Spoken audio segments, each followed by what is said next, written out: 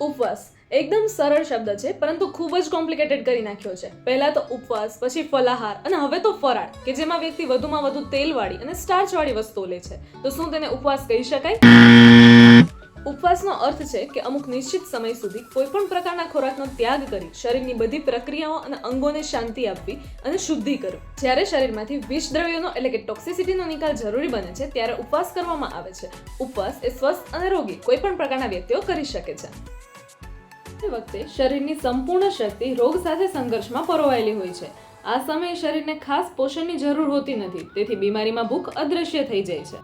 અને આ સમયે જો વધુ પડતો અને ભારે ખોરાક લેવામાં આવે તો શરીરની તે બધી જ શક્તિ તેના પાચન પાછળ વેડફાઈ જાય છે અને પરિણામે રોગનું નિવારણ થતાં ખૂબ જ સમય લાગી જાય છે. તેથી બીમારીમાં ઉપવાસ એક બેસ્ટ મેડિસિન છે.